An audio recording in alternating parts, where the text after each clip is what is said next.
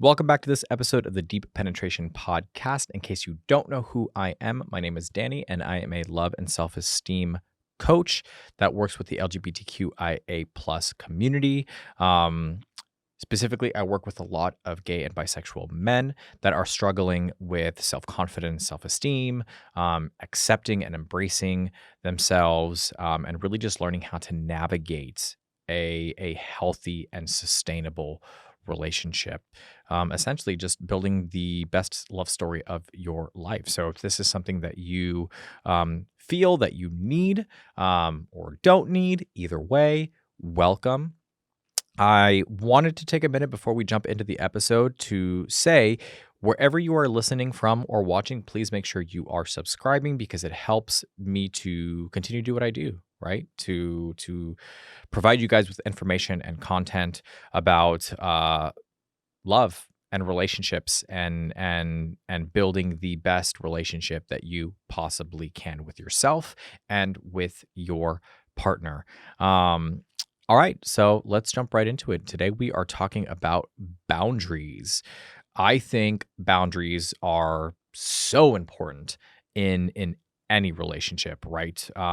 Because without those boundaries, um, a lot of things can go wrong. To be 100% honest with you, those boundaries help you to maintain a sense of self, independence, the ability to prioritize and focus on your own personal mental emotional well-being while also being able to focus on your partners as well, but keeping it balanced.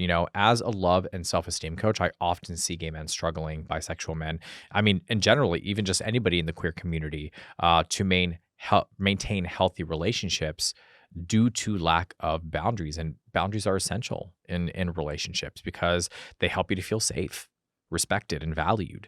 So when you establish healthy boundaries, you are more likely to have a happy and fulfilling relationship. Growing up queer, we struggle with the concept of boundaries. And usually, I stop. Well, I had to ask myself why.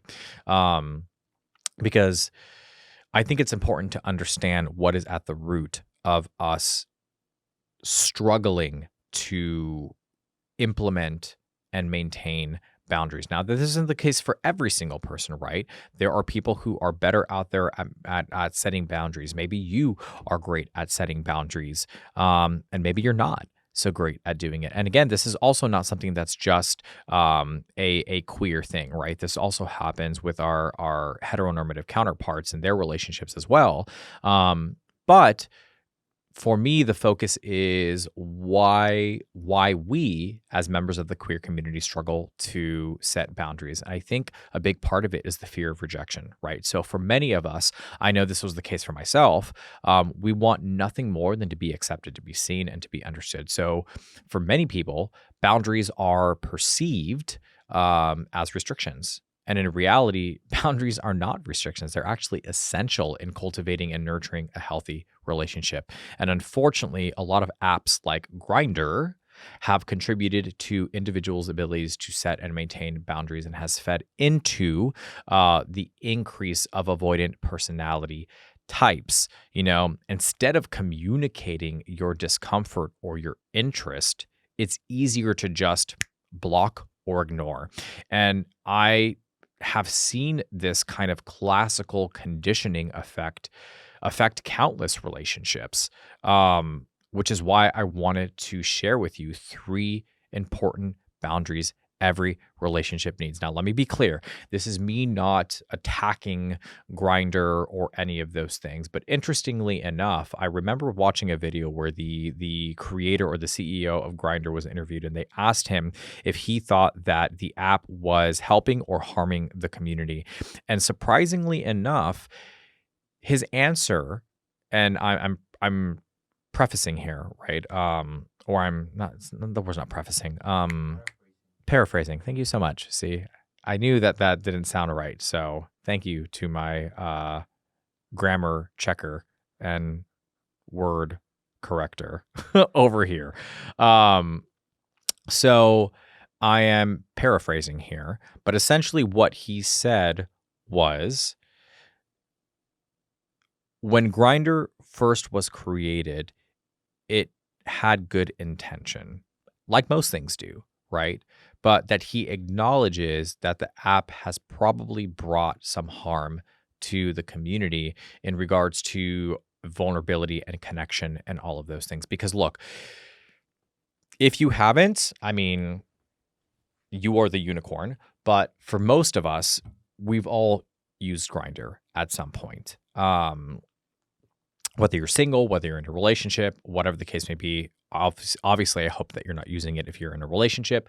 But if you've used Grindr before, then you know the way that app and that platform is set up is strictly for hookups.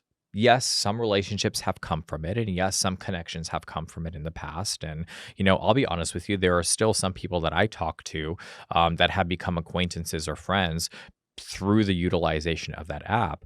But when it comes to building a deeper connection with somebody, Grindr is not it. That is not the place that you do it. And when you are on it, really what it does is it starts to show you how to be avoidant, right? If you don't feel like dealing with something, if you don't feel like dealing with somebody, you can just block them, and that's it. And that's actually the case with social media in general. That's not just with Grindr, right? So, Instagram, Twitter, whatever the case may be, you have the ability to just block somebody or remove them from your life completely if something makes you uncomfortable instead of actually dealing with the situation and having productive conversation and expressing your discomfort and letting them know what your boundaries are. It's just easier. And yes, boundaries aren't super easy to set initially, especially if it's something that you are not used to, but it is so much more beneficial to you in the long run, the more comfortable you become with it. So, what are the main boundaries that I think every person should take into consideration? So the first one are physical boundaries, right? So physical boundaries are so important in any relationship. So whether it's a romantic relationship or a platonic relationship or even a hookup, right?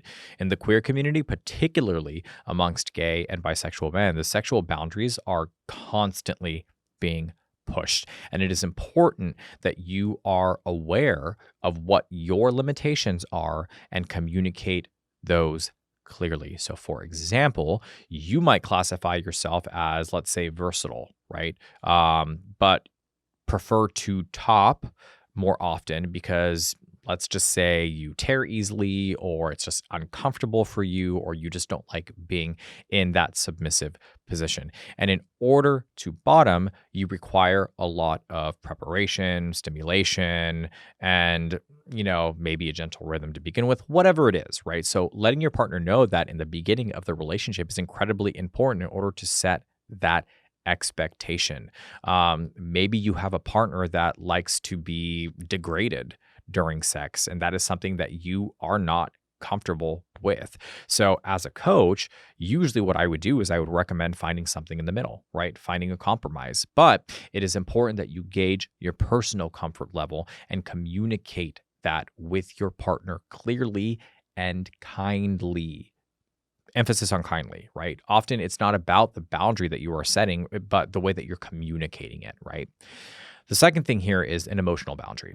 So, emotional boundaries basically refer to how much you are willing to share or disclose about yourself in a relationship. And it's important to set clear emotional boundaries to avoid feeling overwhelmed, manipulated, or exploited. You should never feel pressured to share more than you are comfortable with. And you should respect your partner's emotional boundaries as well. I get it. I know that you want to connect with them on a deeper level, and I know that you want to be able to have more vulnerable conversations. And realistically speaking, that will come over time. but it will require a building of trust depending on that person's personality, the experiences that they've had in their life, maybe traumas that have prevented them from wanting to share or be open. But if you're able to show up in the relationship as a supportive, patient, understanding, consistent, figure in that person's life, it is likely that they will open up to you eventually. But make sure that you are not pushing your partner to talk about things that they are not super comfortable talking about. Now, also, let me be clear with this. I think sometimes people will use the excuse that they're not comfortable to talk about something as a defense mechanism or as a way to avoid conversation altogether. And it can be very difficult to differentiate the two, but I think it's important to understand if you're the type of person that uses this as a way to not have to speak about things that make you uncomfortable, challenge yourself. Allow yourself to have that conversation or to be vulnerable in that moment, depending on what it is, so that you can start to grow out of that pattern of behavior that you've been stuck in for so long. Because if you're wanting to have a healthy and sustainable relationship, at some point there's going to have to be conflict that's resolved. At some point, there's going to be conversations that are uncomfortable that you're going to have. At some point, there's going to be a need for the two of you guys to come together and agree on certain things that you may not necessarily, again, feel comfortable agreeing with. It is all a part of the process of building a healthy and sustainable relationship. And it's also important to communicate your needs and your expectations, right? And your boundaries clearly to your partner. So for example, if you need alone time to recharge, or if you prefer to avoid certain topics, communicate that to your partner in a kind and respectful way. Emotional boundaries can help to create a healthy and balanced relationship where both partners feel respected and valued. It's important to note that deep connection comes from vulnerability. And if you struggle to share your feelings, it might be beneficial to practice with someone you trust and love, like your partner.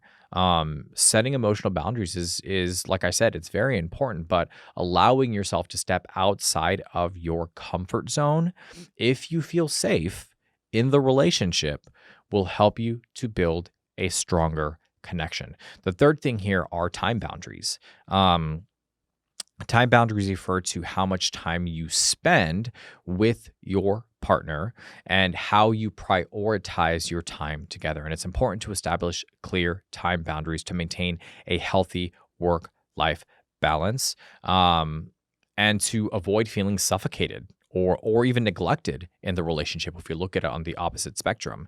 It's important to communicate your availability and your partner's availability, as well as your preferences for spending time together. So, for example, if you prefer to spend time with your partner on the weekends, communicate that clearly to avoid any kind of misunderstandings. It's also important to respect your partner's time boundaries and to avoid being overly demanding or possessive, right? So when you establish clear time boundaries, you are more likely to have a happy and fulfilling relationship. Now, I want you to keep something in mind. Setting a time boundary is intended to help maintain a sense of independence and self-identity. So if you are reserving 80% of your time to yourself and your friends and only 20% of your time to your partner, I would highly recommend taking a step back and reflecting on your level of investment in the relationship. I think personally for myself and based on what I've experienced and within my own personal relationships, your willingness to spend time with your partner is totally up to you. However you view your time, that is on you, right? And if you've agreed with your partner that you guys are going to spend every second of the day together, that's fine. That's an agreement that you have come up with your partner. But it is also important that you are taking some of that time and you're investing it in yourself, personal hobbies, personal goals, things that you want to be doing on your own. And I always recommend some alone time, right? Because that alone time gives you the opportunity to recharge, to reflect on certain things, and to not be overly distracted. Here's the thing, and this is tricky, right? I think, ooh, this is going to be controversial, and I'm probably going to get some people who are going to hate on me for saying this, but you know what? Fuck it, I'm going to say it anyways. I think a lot of people will use relationships as a distraction. And there are things that you are dealing with, there are things that you don't want to deal with, and therefore getting into a relationship is a distraction from that thing that you need to work on. And I oftentimes find this ends up converting into a codependent, anxious type of relationship, because spending alone time can be terrifying for you. If you have demons that you haven't dealt with, if you have skeletons in your closet, if you have, even just past traumas that you've experienced that have affected you and impacted you in a negative way. And if that is the case, I empathize with you. I know how incredibly difficult it can be to unpack painful events and situations. But at the end of the day, it's important that you allow yourself to hold space for yourself so that you can start to sit with some of these things. Now, I usually recommend, depending on the level of trauma that you have experienced, that you have somebody help you navigate through that, right? So a licensed clinical therapist who can work with you and unpack these things bit by bit. In no way am I saying if you've had a super traumatic experience to sit in a room by yourself and just deal with it. No, oh my God, absolutely not. You need the help. You need the support. But what I am saying is I oftentimes find that people will utilize a partner or a relationship as a way to hide from the need to work through those things. We try to have that person fill a void within ourselves. And that is the literal definition of not being able to set healthy boundaries for yourself and for your relationship and for your partner. So for me, what I usually say is boundaries are the first step in you regaining control of yourself and your life, prioritizing yourself. Maybe you've been a people pleaser for a long time and you're used to putting other people ahead of you. And over time, that's created a level of frustration and a resentment. Well, take that power back. Create boundaries as long as they're healthy, right? And you're not doing it in an overly aggressive, disrespectful way. So if this is something that you struggle with, right? If setting boundaries is something that you find to be incredibly difficult, I'm more than happy to help you through that. I'm more than happy to support you doing that. There's a lot of content that I put out there in regards to boundaries, how to set boundaries, and the simple steps to do that. But again, if you struggle with it, reach out to me. Just like we are sitting here and having a conversation and having a chat about these subjects and these topics, this is very much what one-on-one sessions are like. Sitting down, having a conversation, understanding your situation, analyzing what you've got going on, and then unpacking it bit by bit and rebuilding your self-esteem and your self-confidence and helping you to navigate the difficulties within your relationship or that you have within yourself. Again, I will reiterate, if you haven't yet, make sure you are subscribing wherever you are tuning in from, right? So whether that's on Spotify, whether you're on YouTube right now, my TikTok page, Instagram, whatever the case may be, if you want to keep seeing content like this, make sure you are subscribing. I appreciate you. Thank you for sitting down and listening to me rant and rave about things that I personally find to be important, and I hope you do as well. And yeah, I will see you guys in the next episode where we'll have another little chat.